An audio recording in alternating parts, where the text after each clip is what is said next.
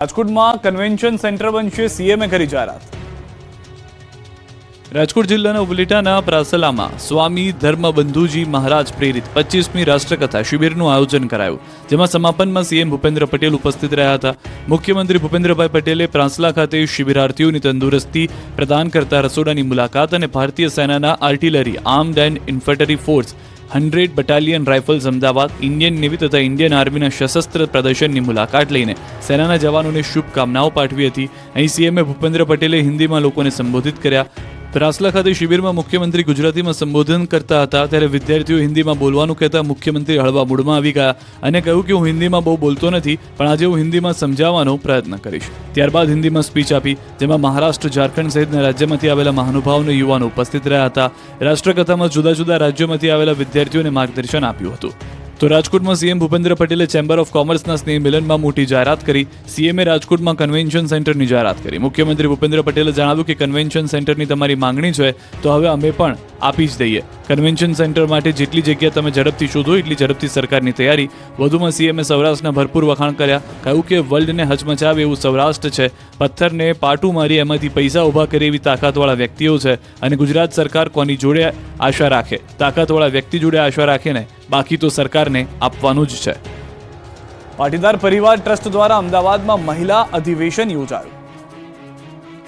અમદાવાદ ખાતે પાટીદાર પરિવારની મહિલા પાંખ દ્વારા 5મું મહિલા અધિવેશન યોજાયું. પાટીદાર પરિવાર ટ્રસ્ટ દ્વારા મહિલા અધિવેશનનું આયોજન સાંસદ નરહરી અમીન, ધારાસભ્ય હર્ષદ પટેલ, જીતેન્દ્ર પટેલ, બાબુભાઈ પટેલ સહિતના નેતાઓ હાજર રહ્યા, તો સાથે જ મોટી સંખ્યામાં મહિલાઓ ઉપસ્થિત રહ્યા. કાર્યક્રમમાં મુખ્યમંત્રી ભૂપેન્દ્ર પટેલ ઉપસ્થિત રહ્યા અને સંબોધન કર્યું. તેમણે જણાવ્યું કે વડાપ્રધાનના માર્ગદર્શનમાં ડબલ એન્જિન સરકાર કામગીરી કરી રહી છે. રાજ્ય સરકાર મહિલાના વિકાસ માટે સંપૂર્ણ કટિબદ્ધ છે. રાજ્યની મહિલાઓને આત્મનિર્ભર કરવા પ્રયત્ન કર્યા છે. મહિલાઓની સુરક્ષા માટે શી ટીમ પણ કામગીરી કરી રહી છે. ગુજરાત પ્રદેશ ભાજપ ઉપાધ્યક્ષ ભરત બોઘરા પર ડોલર પાઉન્ડનો વરસાદ. રાજકોટમાં 4 જાન્યુઆરીએ 81 દીકરીના સમૂહ લગ્નના લાભાર્થે એક ભવ્ય લોક ડાયરો યોજાયો. આ પ્રસંગે લોક ડાયરો યોજાયો હતો. આ લોક ડાયરામાં પ્રદેશ ભાજપ ઉપાધ્યક્ષ ભરત બોઘરા ઉપર રૂપિયાની સાથે ડોલર અને પાઉન્ડનો પણ વરસાદ થયો. વિજય વાંક સહિત વિવિધ આગેવાનો દ્વારા ભરત બોઘરાનું પાઘડી પહેરાવી સન્માન કરવામાં આવ્યું. ત્યારબાદ ભરત બોઘરા પર રૂપિયાની સાથે ડોલર અને પાઉન્ડ સહિત વિવિધ ચલણી નોટોનો વરસાદ કરવામાં આવી રહ્યો છે, જેના કારણે ભરત બોઘરાની આસપાસ વિવિધ ચલણી નોટોની એક ચાદર પથરાઈ હોય તેવું લાગી રહ્યું છે.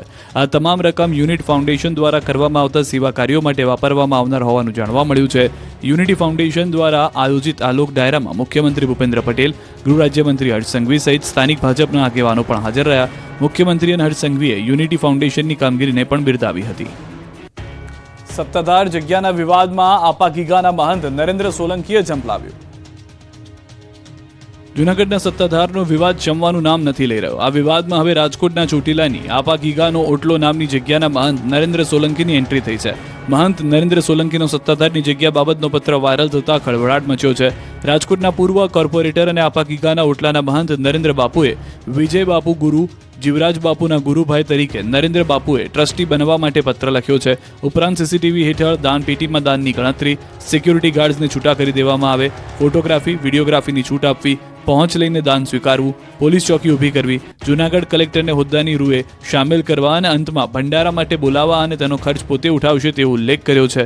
મહંતે કહ્યું કે આ વિવાદ સત્તાધારનો નથી, વિજય ભગત અને શ્રદ્ધાળુઓનો છે.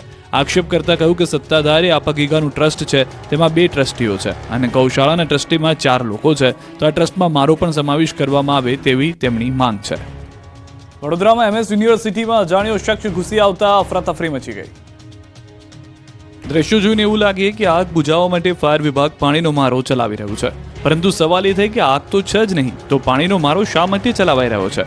ઘટના વડોદરાની MS યુનિવર્સિટીની છે, જ્યાં અડધી રાત્રે એક અજાણ્યો શખ્સ બાયોકોમ વિભાગના પહેલા માળે ચડી ગયો. જાણ થતાં પોલીસ અને ફાયરની ટીમ પહોંચી નીચે ઉતરવા માટે અપીલ કરી, પરંતુ એ શખ્સ બારીના કાચ તોડીને પોલીસ અને ફાયરની ટીમ પર ફેંકવા લાગ્યો. તોફાની તત્વને કાબૂમાં લેવા પાણીનો મારો ચલાવવાની જરૂર પડી, જોકે આખરે સમજાવટ બાદ શખ્સોને નીચે ઉતારવામાં સફળતા મળી. અજાણ્યો શખ્સ આ રીતે યુનિવર્સિટીમાં ઘૂસી ગયો અને તોફાને ચડ્યો એ જોતા અહીંની સુરક્ષા સામે પણ સવાલો ઉઠી રહ્યા છે. આવતીકાલથી ફરી ઠંડી ધ્રુજાવશે, તાપમાન 2 ડિગ્રી ગગડવાની શક્યતા. આવતીકાલથી ફરી એકવાર ઠૂઠવાવા થઈ જજો તૈયાર. 24 કલાક બાદ ઠંડીનો કાતિલ રાઉન્ડ શરૂ થશે. 24 કલાક બાદ 2 થી 3 ડિગ્રી તાપમાન ઘટી શકે. વેસ્ટર્ન ડિસ્ટર્બન્સના કારણે તાપમાન ઘટશે. રાજ્યમાં પવનની દિશા બદલાવાની સાથે પવનની ગતિ ઘટી છે, જેથી અમદાવાદના મહત્તમ અને લઘુત્તમ તાપમાનમાં વધારો થતાં ઠંડીમાં ઘટાડો થયો છે. પરંતુ સોમવારથી લઘુત્તમ તાપમાન 2 ડિગ્રી ઘટીને ફરી 12 ડિગ્રી થવાની શક્યતા છે, જેથી ઠંડીમાં વધારો થવાના સંકેત હવામાન વિભાગે આપ્યા છે. હવામાન વિભાગે આગાહી કરી છે કે 6 જાન્યુઆરીથી ઠંડીનો વધુ એક રાઉન્ડ શરૂ થશે. વિવિધ જિલ્લાઓમાં 1 થી 2 ડિગ્રી સેલ્સિયસ સુધી તાપમાનમાં ઘટાડો નોંધાઈ શકે છે. હાલ ઉત્તર પૂર્વના પવનોની અસર વર્તાઈ રહી છે, એટલે તાપમાન થોડું ઊંચકાયું છે.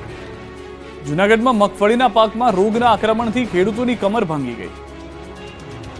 સૌરાષ્ટ્ર અને ખાસ કરીને સુરતમાં મગફળીનું પુષ્કળ પ્રમાણમાં વાવેતર થયું છે. ખેડૂતોએ સારા ભાવ મળશે તેવી આશાએ મગફળીનું વાવેતર કર્યું, પરંતુ છેલ્લા થોડા વર્ષોથી વરસાદની પેટર્ન બદલાઈ છે, જેના કારણે મગફળીમાં ઝેરીલી ફૂગનું પ્રમાણ વધ્યું છે.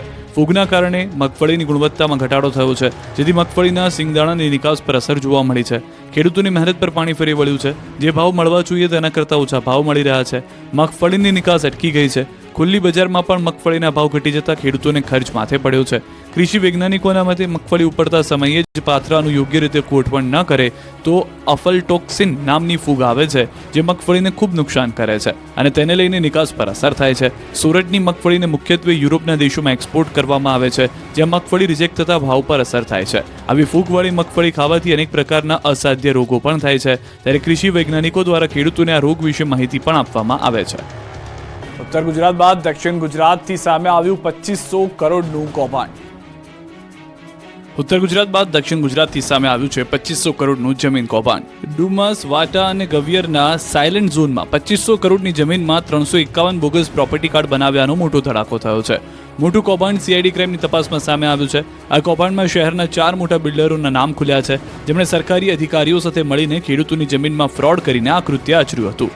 351 જમીનના બોગસ પ્રોપર્ટી કાર્ડ બનાવ્યા. આ કૌભાંડમાં સમૃદ્ધિ કોર્પોરેશન સહિત અધિકારીઓની સંડોવણીની શંકા છે. આ વચ્ચે સમૃદ્ધિ કોર્પોરેશનની પાર્ટનરશિપ ડીડ સામે આવી છે, જેમાં નરેશ શાહ 40% અને મનહર કાકડિયા 20%ના ભાગીદાર દેખાડવામાં આવ્યા છે. નકલી પ્રોપર્ટી કાર્ડ લઈ જમીન વેચવા જતા રેકેટ સામે આવ્યું. આ મામલે જમીન માલિક આઝાદ રામોલિયાએ ફરિયાદ નોંધાવી. સીઆઈડી ક્રાઇમ દ્વારા ગુનો દાખલ કરાયો. ફરિયાદીએ સીએમ કાર્યાલય સુધી ફરિયાદ કરી. જોકે સમૃદ્ધિ કોર્પોરેશનના ભાગીદારોના નામ એફઆઈઆરમાંથી ગાયબ થયાનો આક્ષેપ થયો છે. આઝાદ રામોલિયાની માલિકીની 7 જમીનો પર કુલ 135 બોગસ પ્રોપર્ટી કાર્ડ બનાવવામાં આવ્યા હતા. નિવેદનોના આધારે પણ તપાસ શરૂ કરી દેવામાં આવી છે. આ રેકેટમાં સરકારી કર્મચારીઓની ભૂમિકા પણ શંકાના ઘેરામાં છે. બોગસ પ્રોપર્ટી કાર્ડ બનાવવામાં તત્કાલીન સુપ્રિન્ટેન્ડન્ટ લેન્ડ રેકર્ડ અધિકારી કાના ગામિતની ભૂમિકા પણ ઊંડાણપૂર્વકની તપાસ કરવામાં સામે આવી રહી છે. બનાસકાંઠામાં વીમો પકાવવા કાર ચાલકે મજૂરની હત્યા કરી સળગાવ્યાનો ખુલાસો. બનાસકાંઠા જિલ્લાના ધનપુરા ગામે એક વ્યક્તિએ વીમો પકાવવા અનોખું તરકટ રચ્યું. ભગવાન રાજપૂત નામના શખ્સે પોતાના કરોડોના વીમાની પોલિસી પાસ કરવાની લાયમાં પોતાની જ હોટલના એક શ્રમિકની હત્યા કરી તેના મૃતદેહને કારમાં સળગાવી દીધો.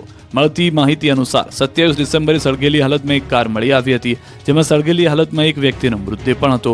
આ કાર આરોપી ભગવાન રાજપૂતની હતી, જેથી તે લોકોને એવું લાગે છે કે ભગવાન રાજપૂતનું મોત થઈ ગયું. પ્રાથમિક દ્રષ્ટિએ પોલીસને એવું જ લાગ્યું કે આ ભગવાન રાજપૂતનો જ મૃતદેહ છે, પરંતુ પોલીસને શંકા જતા તપાસ તેજ કરી અને બાદમાં સામે આવ્યું કે આ મૃતદેહ ભગવાન રાજપૂતનો નહીં, પરંતુ તેના જ હોટલના એક શ્રમિકનો છે. 5 લોકો સાથે મળી ભગવાન રાજપૂતે આખી ઘટનાને અંજામ આપ્યો.